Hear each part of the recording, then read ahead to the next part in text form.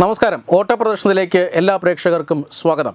കഴിഞ്ഞ ദിവസം വൈകുന്നേരത്തോടു കൂടിയാണ് തഹാവൂർ ഹുസൈൻ റാണയെ ഇന്ത്യയിലേക്ക് അമേരിക്കൻ ജയിലുകളിൽ നിന്ന് എത്തിച്ചത്. അമേരിക്ക എന്തുകൊണ്ട് ഇന്ത്യക്ക് തഹാവൂർ ഹുസൈൻ റാണയെ കൈമാറി എന്നതിന് ഉത്തരമായി ഇന്നവർ ഒരു പ്രസ്താവന തന്നെ പുറത്തിറക്കിയിട്ടുണ്ട്. മാത്രമല്ല, തഹാവൂർ റാണയെ ഇന്ത്യൻ ഏജൻസികൾക്ക് കൈമാറുന്ന ചിത്രവും അവർ പുറത്തുവിട്ടിട്ടുണ്ട്. അമേരിക്ക കൈകാര്യം ചെയ്തതുപോലെ അല്ല പിന്നീട് ഇന്ത്യ തഹാവൂർ റാണയെ കൈകാര്യം ചെയ്ത് കൊണ്ടുവന്നത് എന്ന് NIA പുറത്തുവിട്ട ചിത്രങ്ങളും സൂചിപ്പിക്കുന്നുണ്ട്. അതായത് അമേരിക്ക ചങ്ങലക്കിട്ട് ബന്ധിതനായ തഹാവൂർ റാണയെയാണ് ഇന്ത്യക്ക് കൈമാറിയത്. പക്ഷേ ഇന്ത്യയിലെത്തിയപ്പോൾ ചങ്ങലയൊന്നും ഒറ്റ നോട്ടത്തിൽ കാണാനില്ല.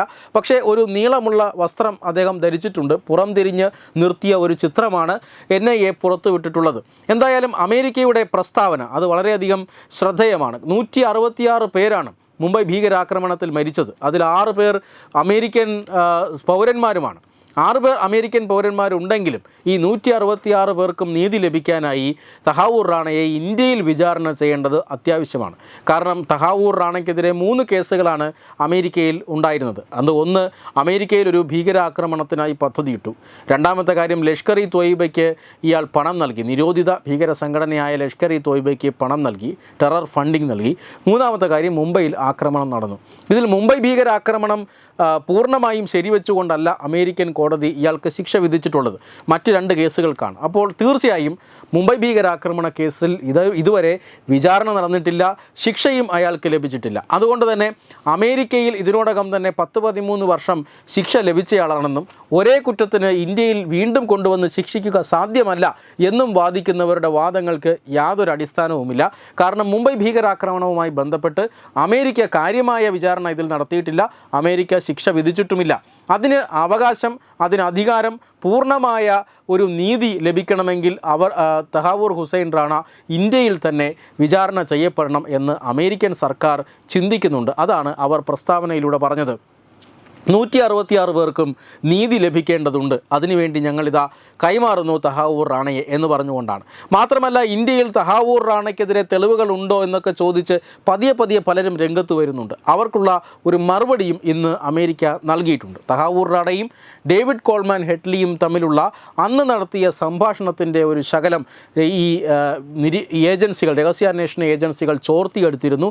ആ സംഭാഷണം സഹിതമാണ് ഇപ്പോൾ തഹാവൂർ റാണയെ കൈമാറുന്നതുമായി ബന്ധപ്പെട്ട പ്രസ്താവന അമേരിക്ക പുറത്തുവിട്ടിരിക്കുന്നത്. അതിൽ തഹാവൂർ റാണ പറയുന്നത് ഈ 9 പേർ, മുംബൈ ഭീകരാക്രമണത്തിൽ പങ്കെടുത്ത 9 പേരും ധീരന്മാരായിരുന്നു എന്നാണ്. ഇന്ത്യ അർഹിക്കുന്ന സമ്മാനമാണ് അവർ ഇന്ത്യക്ക് നൽകിയതത്രേ. ഇന്ത്യക്ക് ഇത് അത്യാവശ്യമായിരുന്നു എന്നാണ് തഹാവൂർ റാണ ഡേവിഡ് കോൾമാൻ ഹെഡ്ലിയോട് പറയുന്നത്. ചുരുക്കത്തിൽ ഇയാൾ ഈ ലഷ്കർ ഇ തോയ്ബയുടെ വലയിൽ പെട്ടുപോയ ഒരു സാധാരണക്കാരനൊന്നുമല്ല. ഇയാൾ പാകിസ്ഥാനി സൈനികനാണ്. ഇയാൾ പാകിസ്ഥാനി ചാര ഏജൻസിയുടെ ഏജൻ്റാണ്. മാത്രമല്ല അന്താരാഷ്ട്ര ഭീകരവാദിയാണ്. നേരത്തെ പറഞ്ഞതുപോലെ ലഷ്കർ അടക്കമുള്ള സംഘടനകളിൽ നിന്നും ഇയാൾക്ക് പരിശീലനം ലഭിച്ചിട്ടുമുണ്ട്. ഇതിൻ്റെ അടിസ്ഥാനത്തിലാണ് ഇയാൾ ആ ഒരു ആക്രമണത്തിന് പദ്ധതിയിട്ടത്.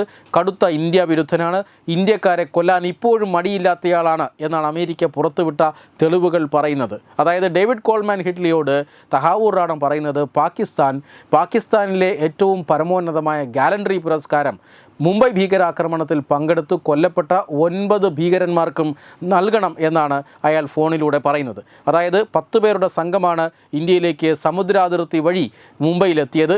പിന്നീട് അവിടെ നിന്ന് അവർ സംഘങ്ങളായി പിരിഞ്ഞ് വിവിധ കേന്ദ്രങ്ങളിലേക്ക് പോയി ആക്രമണം നടത്തുകയായിരുന്നു. ഇവരിൽ അജ്മൽ ഖസബ് എന്ന ഭീകരനെ ജീവനോടെ പിടിച്ചു. ബാക്കി 9 പേർ അവിടെ മരിച്ചു വീണു. ഇങ്ങനെ ഈ മരിച്ചു വീണവർക്ക് പാകിസ്ഥാൻ പരമോന്നത ഗാലൻട്രി പുരസ്കാരം നൽകണം എന്നാണ് തഹാവൂർ റാണ ആവശ്യപ്പെട്ടതത്രേ. അത്രമാത്രം വളരെ ഇന്ത്യ വിരുദ്ധനായ അല്ലെങ്കിൽ ജിഹാദി മൈൻഡ് സെറ്റുള്ള ഒരു കൊടും ഭീകരനാണ് തഹാവൂർ റാണ. ആ തഹാവൂർ റാണയാണ് ഇപ്പോൾ ഇന്ത്യയിലേക്ക് കൊണ്ടുവന്നിരിക്കുന്നത്. അമേരിക്കയ്ക്ക് തന്നെ ബോധ്യമുണ്ട്. കാരണം 10-ലധികം കുറ്റങ്ങളാണ് അല്ലെങ്കിൽ 10-ലധികം ചാർജുകളാണ് ഇന്ത്യ ഈ തഹാവൂർ റാണയ്ക്കെതിരെ നിലവിൽ ചുമത്തുമെന്ന് ബോധ്യപ്പെട്ടിരിക്കുന്നത്. ഒരുപക്ഷെ ഈ അന്വേഷണം പുരോഗമിക്കുമ്പോഴും തോറും കൂടുതൽ കേസുകൾ ഒരുപക്ഷെ ഈ തഹാവൂർ റാണയുടെ മേൽ ചാർജ് ചെയ്യാനും സാധ്യതയുണ്ട്. എന്തായാലും തഹാവൂർ റാണ ഇനി ഇന്ത്യൻ ജയിലുകളിൽ ഒടുങ്ങും എന്നുറപ്പായി കഴിഞ്ഞു.